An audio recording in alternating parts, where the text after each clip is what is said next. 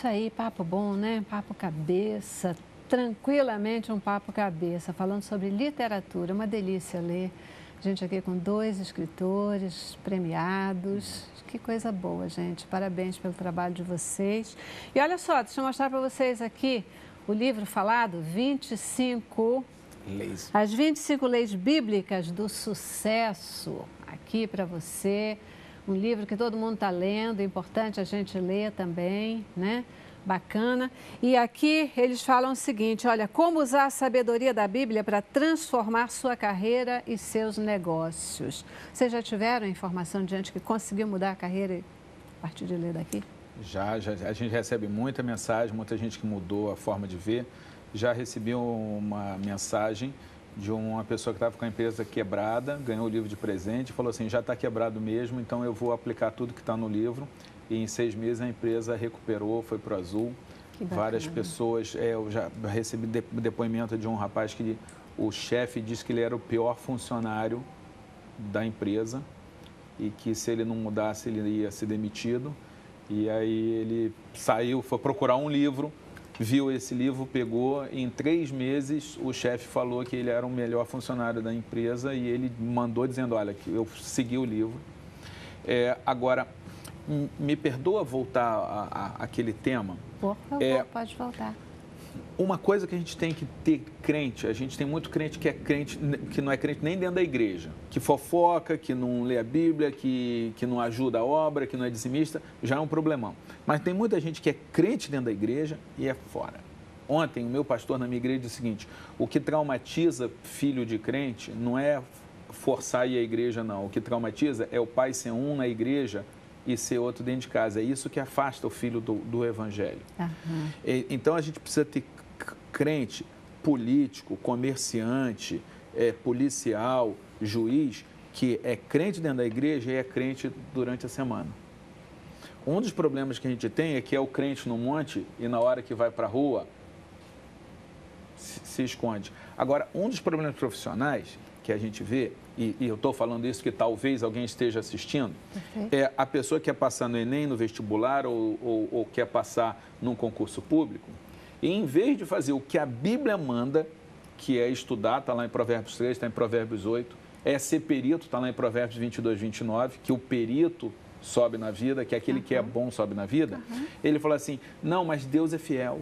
Tudo posso naquele que me fortalece. Não estuda nada, não lê nada, não faz uma revisão, não segue o que qualquer pessoa tem que seguir. E aí, no dia da prova, não, mas Deus é fiel. Não, tudo posso naquele que me fortalece. Nem o texto bíblico leu. Porque o tudo posso naquele que me fortalece eu posso sofrer, eu não vou largar a fé. Não é eu posso passar no vestibular sem estudar. Então, o que eu vejo muita gente é querer levar a fé. Quantos são que procuram emprego lá na editora onde eu trabalho? Ah, mas eu sou crente. Desculpe, mas e daí? Porque se ele é crente e é incompetente, eu não vou contratar ele, porque aquilo ali não é igreja. Eu vou contratar quem é competente para a empresa funcionar. Verdade, é isso aí. E é isso que precisa ser dito para essa juventude. Você é crente? Ok, amém. Vai estudar, vai trabalhar, vai ser competente, vai honrar o evangelho. E aí vem outra resposta. O livro, para ele ser classificado como religioso, como um livro cristão, vai ser um livro sobre assunto cristão. Mas a gente está precisando de médicos cristãos, de psicólogos cristãos, de advogados cristãos que escrevam livros de medicina, de psicologia, de advocacia com os nossos valores. E isso vai ter uma influência muito grande. Então, eu consigo alcançar muita gente.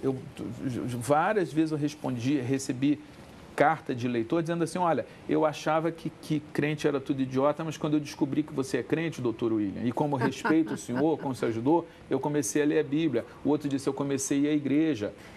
Outro disse, eu me converti indo na igreja. E a gente precisa ter esse tipo de gente dentro do evangelho, que vai para o mundo e se estabelece, obtém o respeito das pessoas, e aí sim eles vão ser evangelizados. Porque muita gente acha que ser evangélico é ser tapado, né? Não ter visão, é uma coisa de ser embotado, não consegue entender o quão libertador é o Evangelho de Cristo quando a gente o conhece verdadeiramente, quando a gente o pratica verdadeiramente, né? A Bíblia também ensina que tudo que a gente puser a mão para fazer, deve fazer com excelência, né? Deve fazer com excelência. E aí Deus vem e resolve. A gente está falando dessa coisa da literatura, né, da forma, de novas estratégias, e eu acho que isso é tão pertinente porque quem faz a obra, quem dá o toque final é o Senhor. E Ele vai usar essa literatura para poder tocar o coração das pessoas, para se apresentar, né, para fazer o amor dele, poder tocar essas pessoas nos livros das mais diferentes formas. Então, isso eu acho que é uma coisa espetacular. Mas, até mesmo antes de eu ir para a questão das livrarias evangélicas, como é que elas ficaram nesse mercado, se elas se fortaleceram ou se elas se enfraqueceram, eu queria ouvir de vocês essa questão. Por que o leitor ainda está ávido por livros que falem de fé? O que é esse boom do livro evangélico mais centrado em autoajuda e me fugiu a palavra agora, né? Mais centrado em autoajuda. O que é isso? Na verdade, a Bíblia é clara com relação à fé. A Bíblia diz, a fé vem pelo ouvir a palavra de Deus. Quer ter fé, leia a Bíblia, ore, que aí é consequência, é automático. Fé é igual maná. Ninguém consegue fé para a vida inteira, tem que estar buscando permanentemente, lendo a Bíblia permanentemente, orando permanentemente. Existem livros que realmente encorajam a fé, né? Por exemplo, eu li um logo na minha adolescência, o nome dele era A Oração que Funciona. Esse livro, eu acho que até de autor desconhecido, não tinha autor identificado, um livro extraordinário, falava da fé, totalmente fundamentado na Bíblia e falava de oração. Então, na verdade, muitas coisas que as pessoas interpretam como motivacional, e às vezes é uma motivacional algo vazio, algo que a pessoa lê e não conclui nada, algo que a pessoa ouve e não conclui nada, não muda em nada a história da pessoa. O que as pessoas precisam com relação à fé é voltar-se para Jesus. E existem livros bons no mundo cristão que falam acerca disso. Um deles é esse que eu citei. Eu acredito que ainda esteja produzindo, que ele é muito bom e tem outros correlatos. Agora, dentro do ponto de vista da literatura cristã, tem vários escopos de livro, vários tipos de livro. Existe livro de homilética, livro que fala de hermenêutica, livro que são livros de ficção, livros até motivacionais, eventualmente.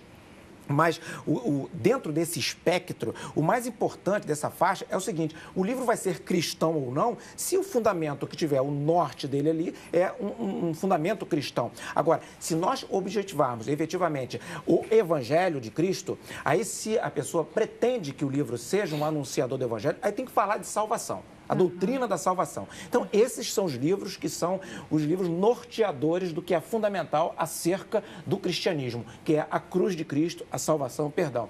Agora, existem outros livros também, porque depois de ter feito essa questão da salvação, de a pessoa ter se convertido ao Evangelho, ter Jesus Cristo, se ela quiser mudar a história dela, e muitas igrejas não contemplam isso, elas não ensinam as pessoas a viver na terra, elas vivem, espiritualizam tudo. Elas, quando estão com problema financeiro, vamos orar o tempo todo, mas não ensina a pessoa a se comportar bem no mercado de trabalho. O Leandro Douglas falou uma coisa que é interessante, no nosso livro nós falamos acerca disso. Uma empresa não vai contratar uma pessoa por causa da necessidade da pessoa, porque ela é evangélica. Vai contratar porque precisa de um perfil adequado e que a empresa entende que aquela pessoa tem um perfil adequado. E se ela achar que contratou mal, ela vai mandar embora. Então, às vezes, o evangelho tem essa noção, a crente tem que empregar crente. Crente que se for dar prejuízo na minha empresa, desculpa, mas eu demito. Não. O que pode acontecer, olha só, quando eu comecei a minha carreira, como dono de editora, eu procurava contratar crente, porque é uma pessoa que pensa como eu e tal. Fui roubado por um monte de crente. Então, tem que tomar cuidado com isso. Na verdade, eu acho que essas coisas não podem ser dissociadas, né, do que a gente está falando. Uma empresa que ela tem um cunho cristão, obviamente que ser cristão faz diferença. Aqui mesmo na Boas Novas, nós consideramos assim. Ser cristão tem peso 2. Tem peso 2. Eu, entre duas pessoas que tenham o mesmo nível de competência, né? Isso não pode deixar de ser olhado, mas se uma é cristã e a outra não cristã, tem peso 2, por quê? Porque certamente que o cristão ele vai conseguir entender melhor a filosofia da empresa, aquilo a que viemos, aquilo que a gente quer fazer e tudo. Mas a competência, ela tem que existir, senão não pode ser. É importante a gente fazer um corte aqui. Se é uma empresa confessional, ok. Agora, se for uma empresa do mercado, se houver essa discriminação, pode até dar problema com a Justiça do Trabalho, com o Ministério Público do Trabalho. Então, quem tiver aí contratando, vale a pena pesquisar mais isso. Aí já, desculpe, já é o advogado e o juiz falando. Eu entendi, é perfeito. É o perfeito juiz falando. A gente sabe que inclusive... não vou contratar porque ele é da Umbanda. É verdade. Não. Com certeza, com certeza. A gente nem vai entrar no mérito disso. Não é o caso aqui, de jeito nenhum. De jeito nenhum. Embora a gente saiba que no mercado, se não pelo cunho religioso, mas que as empresas fazem isso o tempo todo, não é doutor, inclusive discriminando fazem o tempo todo, né? Inclusive discriminando, inclusive deixando de contratar por causa de cor, disso, daquilo, mas isso é outra história, é outro programa, a gente não vai entrar no mérito disso de jeito nenhum. A gente está falando hoje aqui do sucesso do mercado gospel, né? Do mercado da literatura cristã, um mercado que, graças a Deus e graças ao trabalho firme aí dos escritores, dos empresários que abriram esse mercado, tem conseguido estar na posição adequada de lugar de destaque nas prateleiras, mesmo das grandes livrarias, de toda a rede de distribuição, né? Eu vou aí para o nosso último intervalo, não tem jeito, e volto já para as nossas considerações finais. E ainda eu queria ouvir um pouquinho de vocês, o que falta nesse mercado? Como fazê-lo crescer um pouco mais? Tem espaço ainda para crescimento ou já estouramos a boca do balão? Como é que é isso? Intervalo, vamos lá.